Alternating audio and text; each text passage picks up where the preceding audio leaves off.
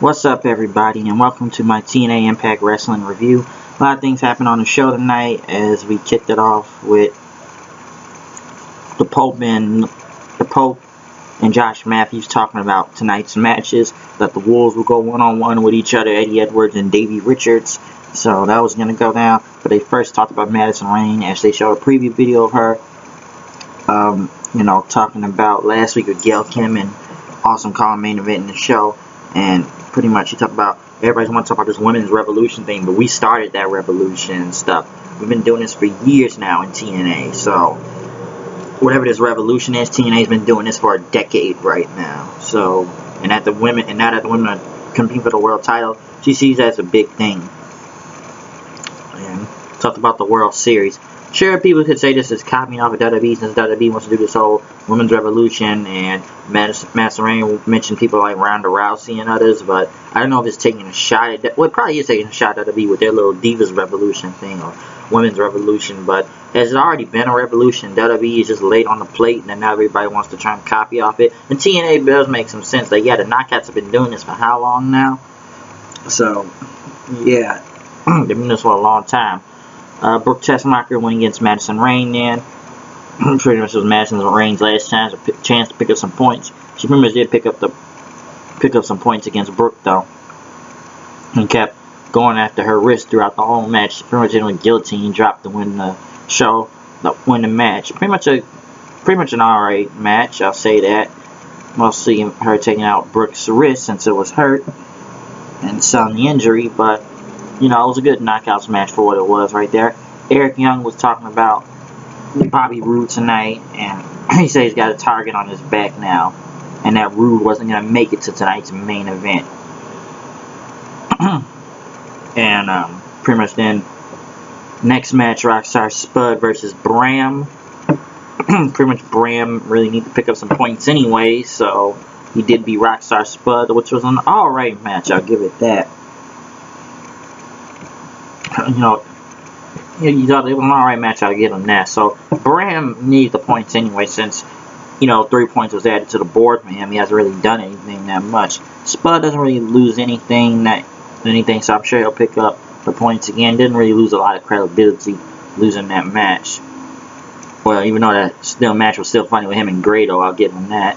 They talked more about Roode, as Roode hasn't forgotten how Eric Young screwed him out of the World Heavyweight title before this year, and he says he's going to get his payback.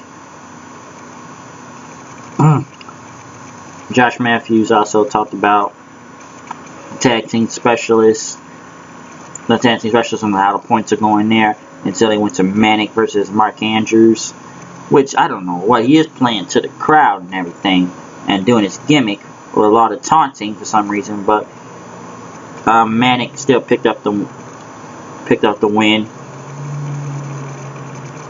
taking him out. So match is like alright from that point in time. EY Eric Young was in the hallway telling he's gonna attack Roode when he doesn't expect it, and it's not if, but it's gonna be when and how is he gonna attack Bobby Roode when he doesn't expect it. Jeff Hardy talked about his interview, which was they did a really good interview with Jeff Hardy, talking about pretty much this year, and it hasn't been a great year for Jeff Hardy. From him being knocked off of a cage in New York by James Storm, having him taken out for months of injury. They took him out for a few months. Then when he returned, getting Hardy's revenge, taking out James Storm when he got his revenge on him. And then when him and his brother won the tag team championships in an Ultimate X match with several different teams, but unfortunately, since Jeff did a bike jump, loves to play dirt bikes, and he's always done these 3 big jumps, unfortunately he messed it up and he injured himself, and that's why Jeff hasn't wrestled for the past almost half a year now, to be honest. Jeff Hardy's been around, but he hasn't really wrestled any matches because of his injury, and all he really cares about now is getting better. He wants to help himself, rehabilitate, doing what he can so he can get back in the ring and does what he loves and become the World Heavyweight Champion again. Richards went against Eddie Edwards. The Wolves fighting each other, so pretty much it was an evenly matched. They were evenly matched, and it pretty much ended up in a draw. since nobody could never pick up a win over each other and run out of time. It's almost like they've done the same moves over and over with each other, so that now they can't even beat each other. And the Wolves pretty much thank the fans and everything. But unfortunately, this match ended in a draw. But I should have expected that since both Wolves were going one-on-one with each other, and they only both get 1 point.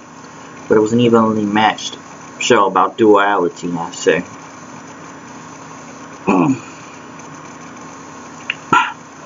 Jeff Hardy was interviewed again as he talked about moving from the bike accident to being EC3's assistant, and he would never bet against Matt Hardy to win the World Heavyweight title. But, you know, Matt lost because of EC3 cheating and becoming his assistant.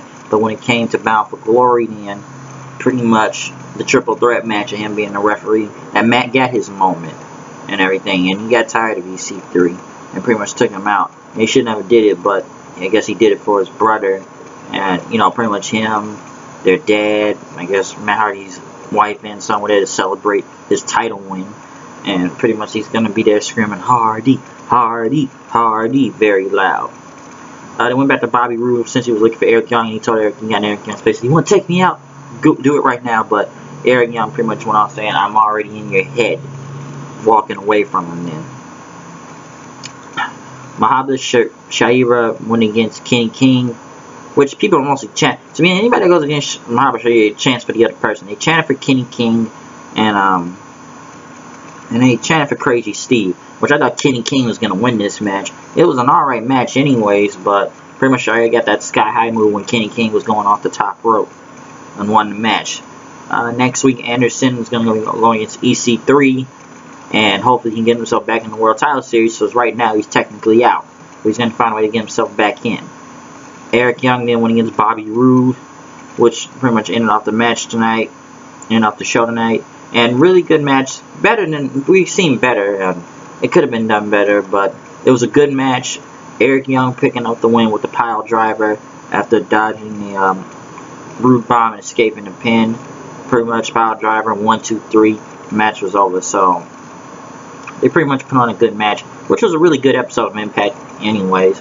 More focused on the World Title Series, some good ass matches, and it's cool how they work this whole point system. I know it's a weird tournament and they could have done it either way, you know, one person get eliminated, but to have all these groups go against each other until they get to 16, there are over 32 wrestlers now in this competition.